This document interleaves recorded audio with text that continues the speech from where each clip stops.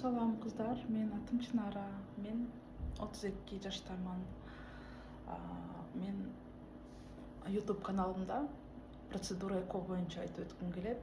ЭКО деген бул эмне? Криоперенос деген эмне? ЭКО канча этаптан турат? Пункция деген эмне? Ошонун баардыгын мен YouTube каналымда айтып өткүм келди.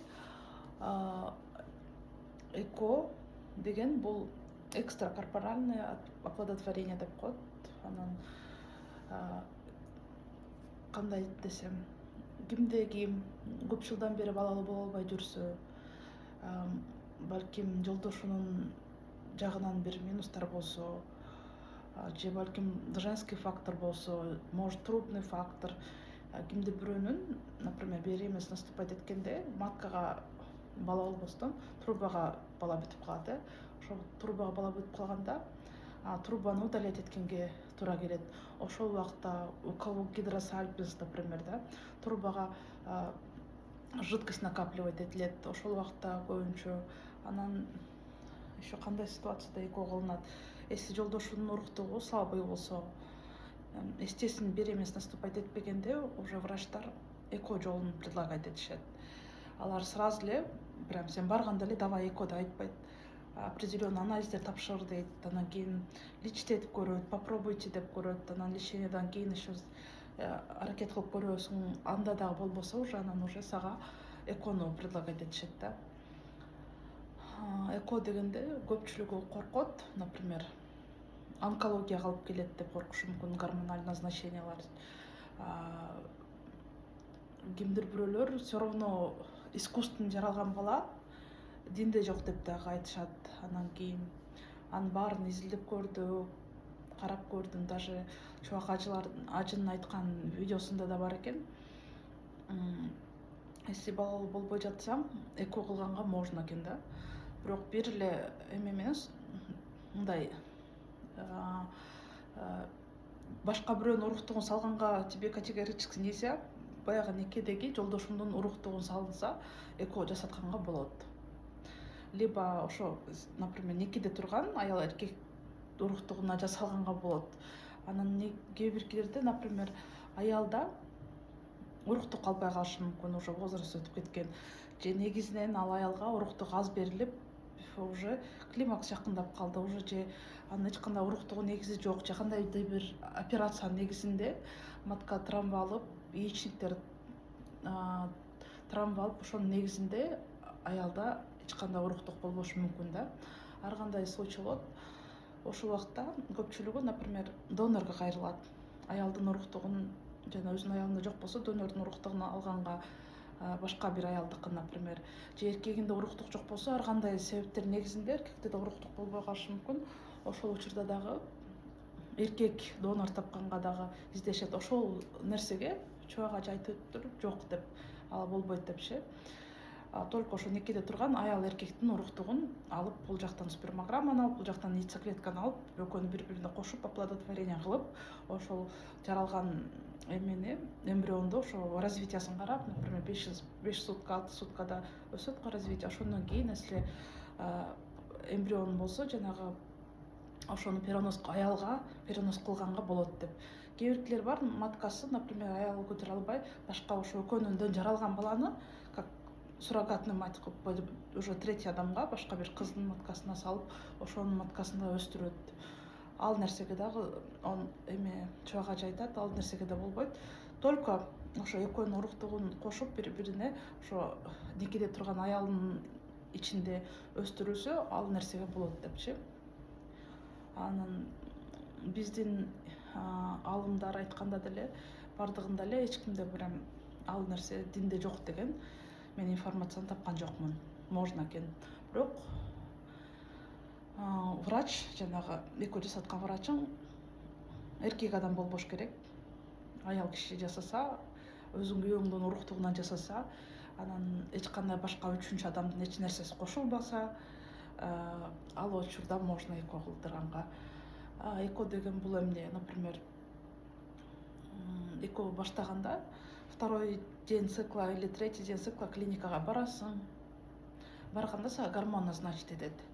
Ал гормонду дагы сенин весиңе карап, ростуңа карап, анан кийин АМГ анализиңе карап, сенин ошо буга чейинки тапшырган анализдериңе карап туруп сага доза назначить этет. Например, мен биринчи ЭКО жасатканымда биз Москвадан Мать и Дитя клиникадан жасатканбыз. 2024 жыл болчу, где-то июнь айлары болуш керек. Июндарда второй день цикла барганда уже бизге мага примапур назначить эткен. Ал кадимкидей как ручкада эле препарат болот, гормональный 225 грамм с второго день цикла уже примапурду ичиңе саясың. Ал оңой эле, иголкасы дагы тоненький, прям андай деле больно эмес. Мен башында переживать эткем, кантип кылам, кандай болот деп. Уже с второго дня цикла уже ичиңе бир күн бул жака, бир күн бул жака, бир күн бул жака, бир күн бул жака кылып, ошо киндиктен, мына жерде киндик болсо, где-то 4 сантиметр бул жакында, 4 сантиметр оң жагында, 4 сантиметр сол жагына кылып, примерно расчет алып через день сая бересиң. Например, второй денден бардыңбы, уже с второго дня уже тебе назначит укол, гормон. Кимдир бирөө примапур, кимдир бирөө ганал, да башка түрлөрү бар. Аны ошол убакта клиника өздөрү кайсы укол бере алса ошону назначить этишет. Ошону сая баштайсың, баштагандан кийин уже 4 күндөн кайра кел дейт. Например, второй день цикла бардыңбы, уже 6-й день, 7-й день кел дейт. Анан барсаң, дагы карайт, кандай өсүп атат гормонго, сенин организмиң кандай реагирует этип атат. Эндометрияң кандай өсүп атат, фолликул кандай өсүп атат, ошону карайт. И ошол режимде там продолжать этесиң деп сага мондай бумажкага жазып берет, график эмесинче, дозаларын, кайсы күнү кайсыны кыласың, түшүнүктүү баардыгын жазып көргөзүп берет. Ошону айткандай кылып кылса бересиң. Анан кийин уже где-то 10-й день цикла уже тоже карап этип, анан уже триггер назначить этет. Триггерде ар кандай түрлөрү болот. Бизге где-то 12-нчи, азыр уже где-то 12-нчи день циклада уже триггер назначить этип, анан где-то 14-нчи день цикла функция алган. Менде оң жагымда 10 фолликул и сол жагымда тоже 10 фолликул. Мен ошол 2024 эко кылган маалда бизде менин АМГым 2,98 болчу, почти 3-кө жакын эле да. Эки тарамда тең 10 фолликул, это менин возрастыма как норма. Типа ошондой негизи болуш керек. Менин возрастымдагы 20, ошол маалда мен где-то 30 жаштагы болчумун. 30 жаштагы аял кишиге это как норма считается. Стандартный, можно сказать. Анан ден пункци менден 19 урукту калган. Бир фолликул билбейм, может лопнул. 19 урукту калган. 19 уруктукту жолдошумдун уруктугуна кошуп оплодотворение кылат. Ошол убакта 14 уруктук правильно оплодотворились.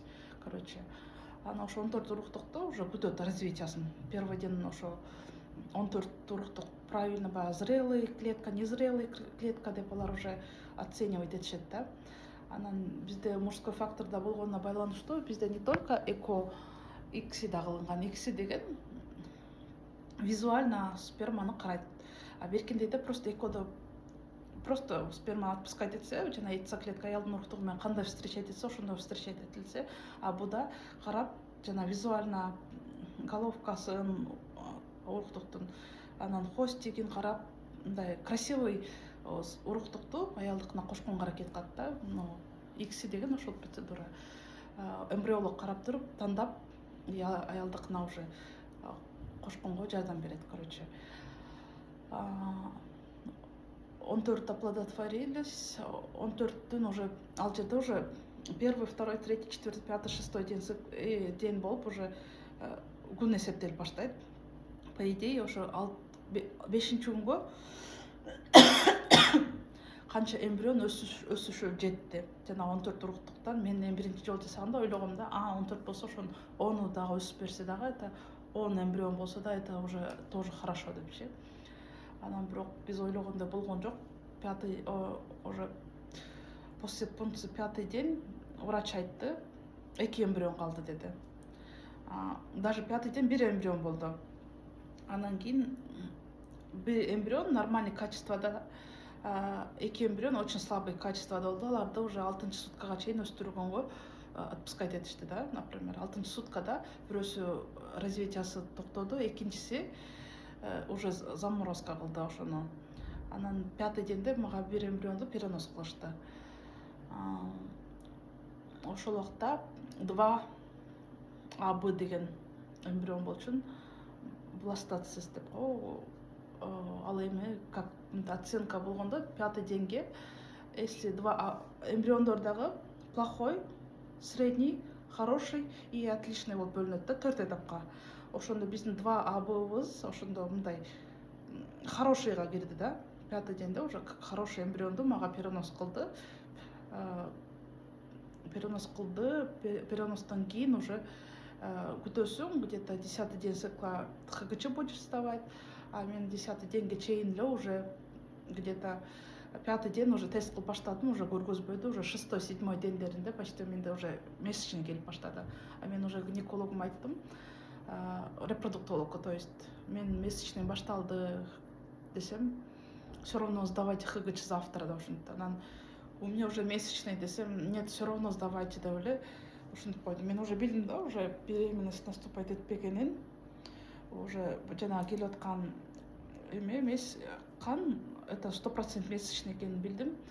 Анан кийин барып ХГЧ сдавать эттим, 0 деп келди уже, значит жанагы бир эмбрионубуз беременность наступать этилген жок, жанагы качестводагы, хороший качестводагы эмбрион.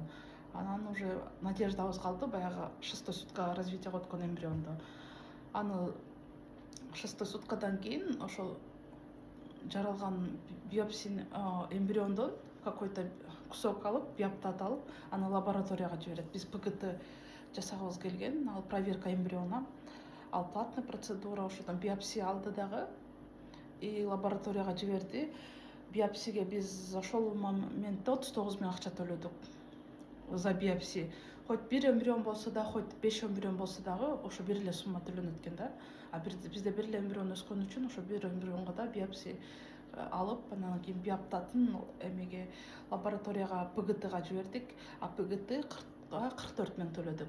Ошондо почти где-то биркибизге 39 000, 44 000, где-то 80 канча миң бир эмбрионго төлөдүк да. За биопсия и за ПГТ. Анан күттүк уже 19 яйцеклеткадан 14 зрелый, 14 оплодотворение болуп, 14 эмбриондон 2 эмбрион калды да. Ошо эки эмбрион бирөөсү перенос кылдык болбоду, экинчиси уже проверкага кетти. Жакшы келип калса кийин результат деп ПГТнын результатын күттүк, ал где-то 2 неделя күтүш керек. Анан кийин где-то 12 күн дегенде результат келди. Трисомия 18 хромосом деп. Ал трисомия непригодна к переносу. Жанагы эмбрионубуз генетически больной болуп чыкты дагы. Уже калбады эч нерсе, мындайча айтканда. Кээ бирки кыздарда, например, бир эле жолу эко жасатат. Ошо меникинде эле 19, 15, 12, хоть 10 уруктук алынат, а жолдошунукуна кошулгандан кийин уже где-то 7-8 бала эмбрион пайда болот. Ошо 7-8 эмбриондун баардыгы отличный, хороший, средний качествода, где-то 7-8 эле 8 эмбрион жанагы 5-суткага чейин өсүп, жакшы прям өсүп, алардын баардыгын заморозить этип коет. Ал кыздар, например, экинчи жолу гормон сайып, пункция кылып, пункция баардыгы наркоз менен да өздөрү мочтете отурбайт дагы, ошол жанагы замороженный эмбриондорун, хотя халаса ПГТга жиберет. Если ПГТ не показано болсо, алар жибербейт. А ошол замороженный эмбриондорун эле барып матканы, может, естественный цикл менен, может, на ЗГТ и перенос кыла берет да. А биздикинде уже достаточно көп эле яйцеклетка алынды, ошодон 2 эле эмбрион болду.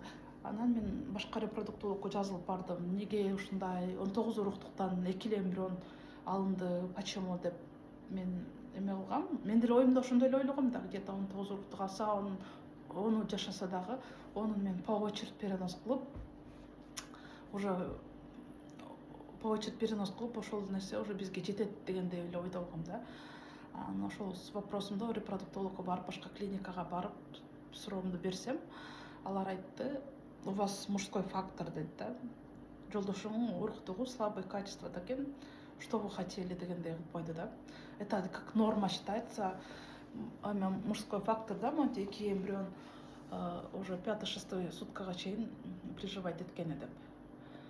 Анан ага деле эме кылдым, дагы башка репродуктологко барып кайра деле ошол суроону берип көрдүм. Эмне болушу мүмкүн? В чем причина? Эмнеге биздин 19 яйцеклеткадан 2 эмбрион десем, жанагы башка клиникага бардым. Ал клиниканын дагы репродуктологу мага ошол эле сөздү айтты да. Это как норма считается депчи. Биздики нарушение баягы врачтан эч кандай минус кеткен жок, нарушение болгон жок, бардыгы хорошо, все хорошо у вас. Анан слабый, уруктук слабый, эмбриондор слабый качество, ошон үчүн остановились развитие деп.